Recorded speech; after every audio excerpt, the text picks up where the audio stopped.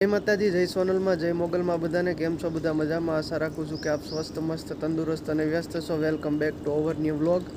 તો આજ હું ને ભાઈ આવ્યા છીએ ભાઈ અમરેલી. ઘડીક ભાઈ ઊભા રહ્યા છે એ રોડે, કારણ કે તડકો જેટલો બધો હતો. ઘડીક ગાડી અહીંયા ઊભી રાખી દીધી છે.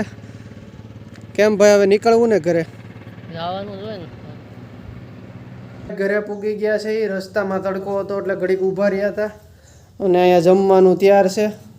મમ્મીએ બનાવી છે તલધારી લાપસી અને હરગવાની કઢી છે અને ઘોળવું છે અને રોટલી. તો હાલો હરિહર કરી લઈ.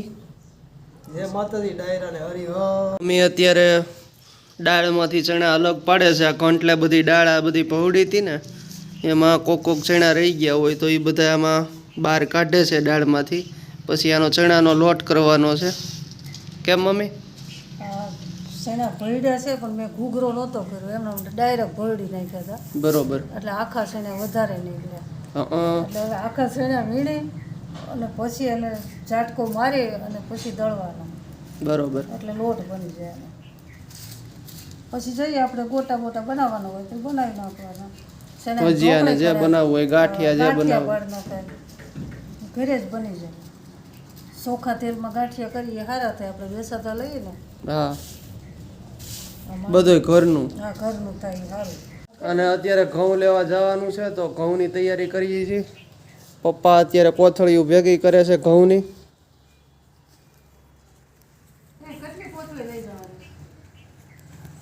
આ બધી કોથળીઓ લઈ જવાની છે.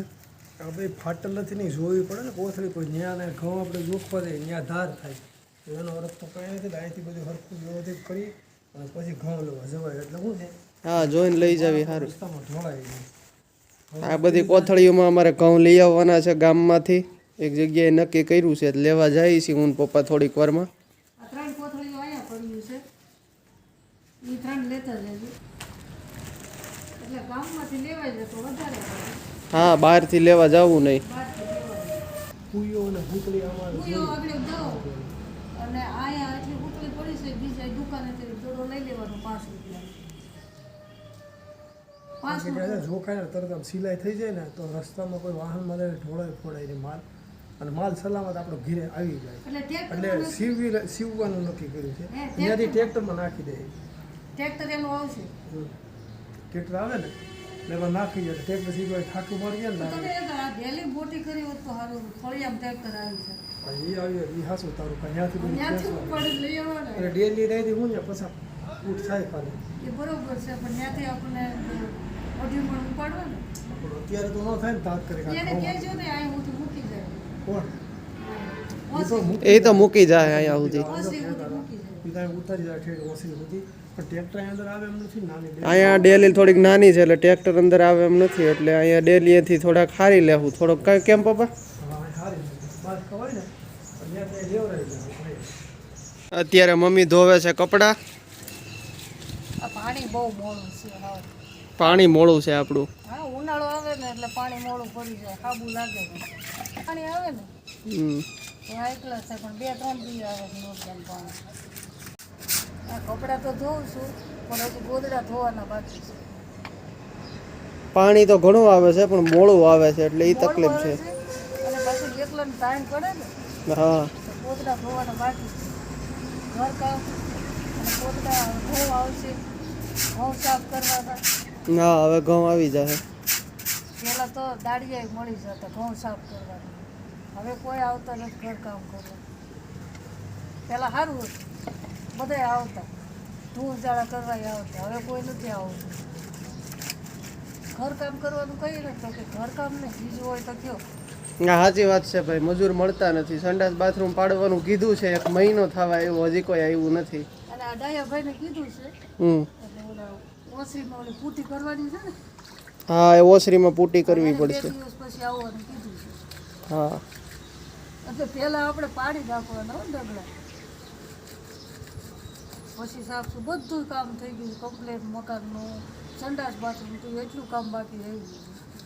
પણ ઘઉં ધોવા ઝાડા ધોવાનું એ બધું આખો મહિનો કામ થઈ ગયું. અને આમાં મામાને ઘીરે જવું કેવી રીતે? જ્યોતિ કહે છે મામાને ઘીરે જવું છે. મામાને ઘીરે તો આમાં કેમ જવું? યુગભાઈ અત્યારે એના મામાને ઘીરે ગયા છે. અને પાછું ઘર કામ મામાને ઘરે ક્યારે જવાનું? ઉનાળામાં અમુક વૃક્ષો હોય ને એ કોળાય અને ઉનાળામાં એને નવા પાન આવે. જો લીમડાઓ કેટલો બધો કોળાઈ ગયો છે. આ બાજુ પોપૈયા આવ્યા છે.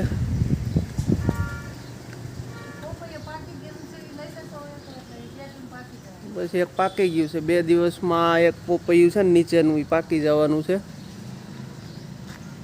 આંબામાં કેરી આવી ગઈ છે, થોડીક મોટી મોટી થઈ ગઈ છે.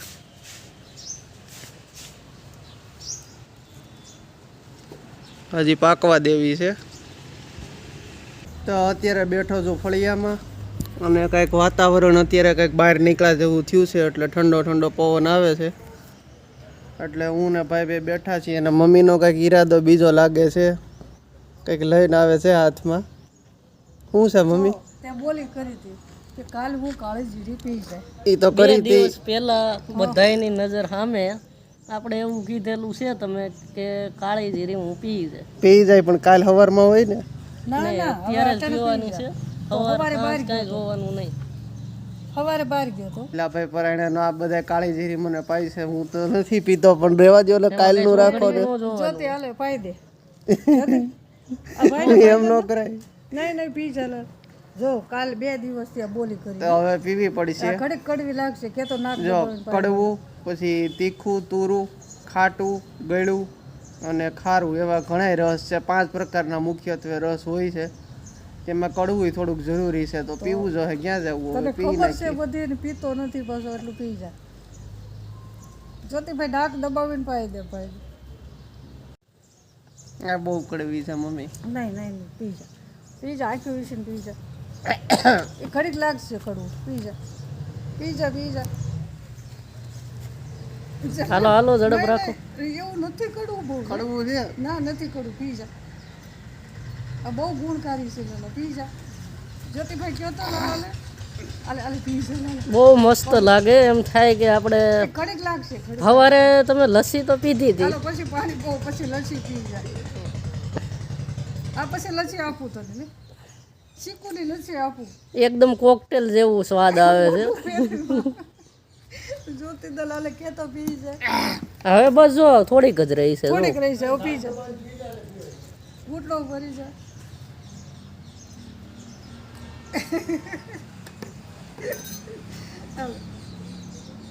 કેવો સ્વાદ લાગ્યો? કડવું છે બહુ. કડવીના પેટની હતી, બહુ કડવી હતી. તો ઘડીક લાગે. પી જવાય. કડવું પણ જરૂરી છે. કડવું એટલે નરવું. અને ભાઈ કાળી જીરી પીધી છે. તમે કોઈ પીતા નહીં, બહુ કડવી હોય. પીતા નહીં, પીજો એમ કહેવાય. નો બધા પીજો. પીતા રહેજો એટલે આ શરીર દુખે. ચિકનગુનિયાની હવા છે. ચિકનગુનિયા નો થાય કોઈ દિવસ. ચિકનગુનિયા હું આમાં આ બધું કાયમી પી કાળી જીરી પી તો કોઈ દિવસ તાવ ન આવે, શરદી ન થાય. ચિકનગુનિયા થાય જ ને. આપણા ગામમાં આખા ગામમાં ચિકનગુનિયાની હવા છે. એટલે બધાના હાથ પગ ને જડાઈ જાય છે. હાલી હકતા નથી. તો આ કાયમી પીતો રહે. નહીં હવે નહીં. કાલે પી જાય. હવે નહીં અમને હા પાડી દે. એટલે ભાઈ આ કાળી જીરી કાયમ કેમ પીવી કડવી આ કડવી? જ્યોતિ પી જાય છે. એને પાઈ દો. આને જ્યોતિને એક પાઈ દો. કાયમી પીવે છે. આ તો મેં તો નથી જોયું. હું સવારમાં પીવું છું ત્યારે તમે ઉઠ્યા ના તું ભાળે પાઈ દો. પીવડાવી દો. અત્યારે પાઈ દો. હાલ અટલ લેતી આવું. અત્યારું છે. એના ઉપવાસ કડવાણી તો ભાઈ બધાને જોઈ. પણ સારું નથી હાલતું. પીવું તો હું એકલો શું કામ પીવું? ભાઈ ને પીવી જોઈએ ને. બરોબર ને? પીવી તો જોઈ પણ અત્યારે શું ઘડ્યું સારું નથી. એમાં 100 ઘડીઓ ન જોવાનું હોય, પી જવાની હોય. બીજો રાઉન્ડ આવી ગયો છે ભાઈનો કાળી જીરીનો. હાલો ભાઈ આ તમારો વારો. મમ્મી બહુ વધારે છે. ના તારો તો અડધો જ છે. ભાઈને આથી ડબલ હતી. હાલ ખોટા નાટક કરમાં પી જાય. હવે પી જ જવાની છે. તો તું ભાઈને કહી દે કે પી. ઝેર તો પીધા મેં જાણી હવે પી જાઉં છું. બરોબર પી જા. કટકટાવી. સાનો મનો પી જાને. લસ્સી પીવી કેમ ગમી હતી તને? હે લસ્સી ભાવી તો મોઢું બગાડ્યું હતું. સવારે પછી શીખુનું જ્યુસ સવારે અમરેલી ગયા ને તો એ ભાઈ લસ્સી આખો ગ્લાસ પી ગયા હતા. અને કડવાણી પીતા ભાઈને એમ થાય છે કે હવે કેમ પીવી. લસ્સી તો થોડીક ગળી હોય એટલે ભાવે. પછી શીખુનું જ્યુસ પાવો તને પીવું છે ને? હવે હું જીભનો સ્વાદ જ બગડી નો ગયો. બગડે. જીભને ખબર ન પડે હું આલે પાણી પીવું હોય તો. નહીં હવે બસ તો ચાલો મિત્રો આજના બ્લોગમાં બસ અહીં સુધી જ છે. લાઇક કરીને શેર કરી દો, કોમેન્ટ કરીને સબસ્ક્રાઈબ કરી દો. મળીએ છીએ જલ્દી નવા બ્લોગમાં. ત્યાં સુધી બધાને જય માતાજી.